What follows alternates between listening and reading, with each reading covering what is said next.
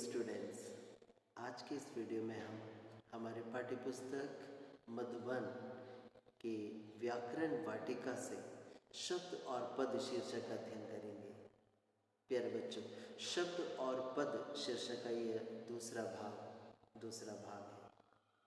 शब्द क्या है, शब्द किसे कहते हैं या पद किसे कहते हैं? प्यारे बच्चों, एक या उससे अधिक वर्णों से बनी हुई स्वतंत्र सार्थक ध्वनि शब्द कहलाती है। एक या उससे अधिक वर्णों से बनी हुई स्वतंत्र सार्थक ध्वनि शब्द कहलाती है।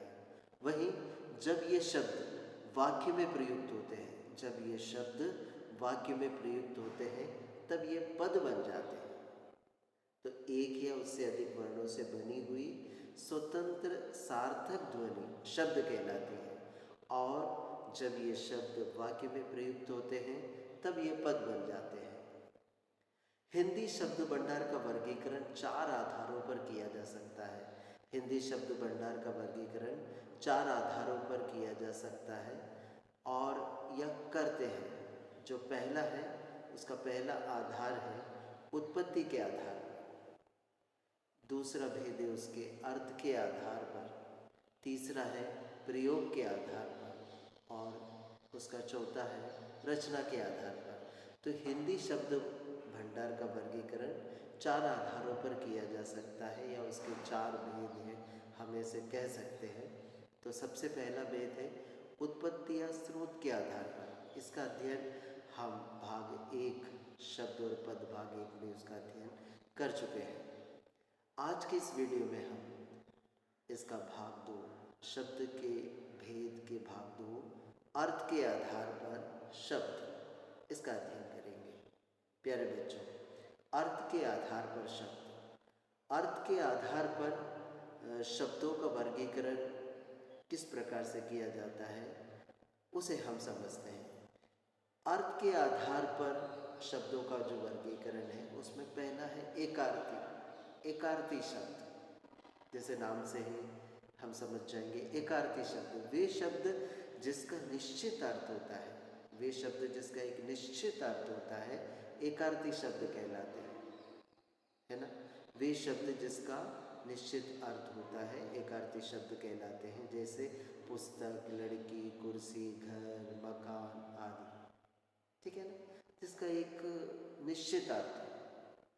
टेबल, कुर्सी, है ना, एक निश्चित अर्थ। तो हम क्या कहेंगे? वे शब्द जिसका निश्चित अर्थ होता है, एकार्थी शब्द कहलाते हैं।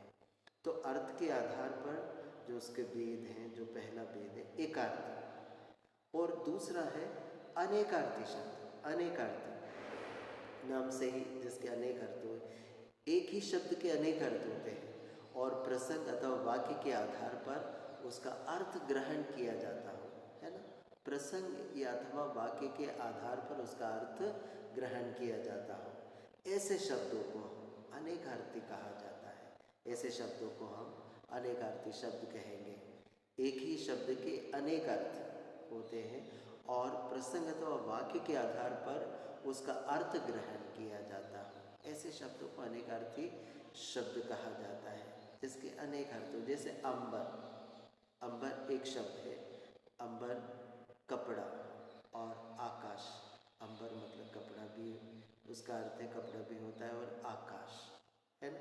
जैसे पत्र यानी पत्ता, और इसका दूसरा है चिट्ठी। पत्र मतलब चिट्ठी, है ना, पत्र का अर्थ चिट्ठी भी है। तो इन ऐसे शब्दों को अनेकार्थी शब्द कहते हैं। जैसे हार का मतलब पराजय। हार का एक अर्थ है पराजय, और हार का एक दूसरा अर्थ क्या है? माला।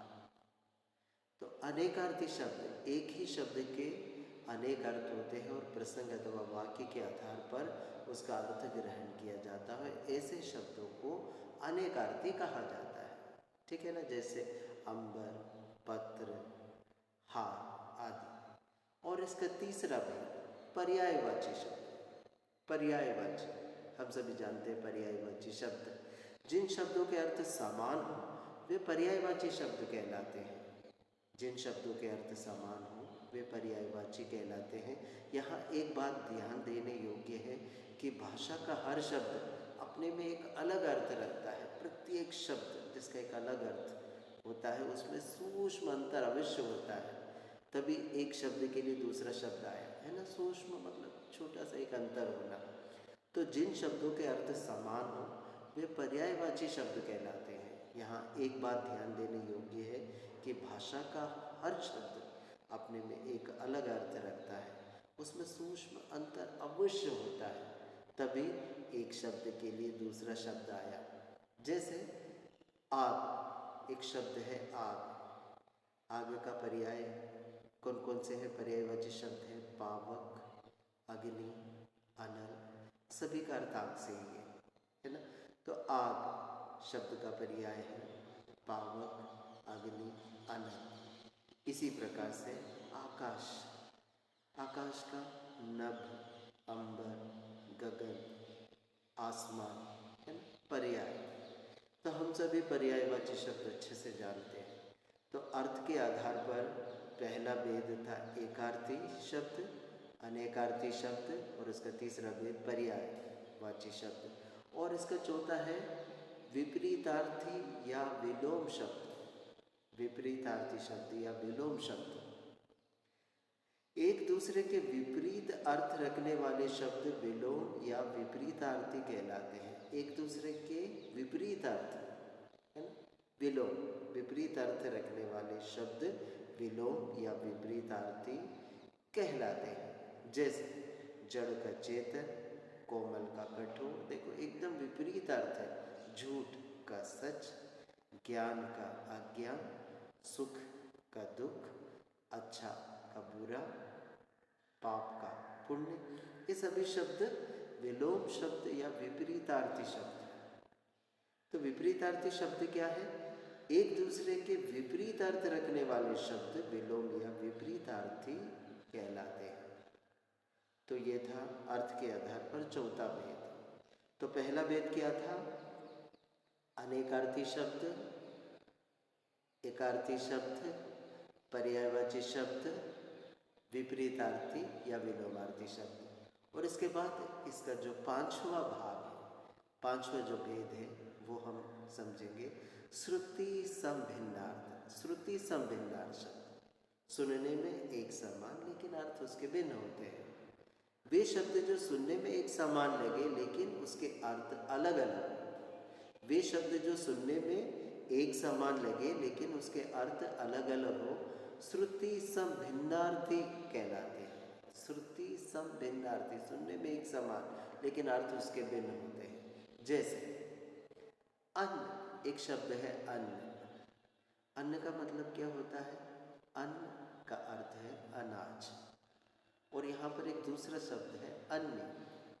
अन्न और अन्य सुनने में एक समान है लेकिन अन्य का मतलब होता है या अर्थ होता है दूसरा।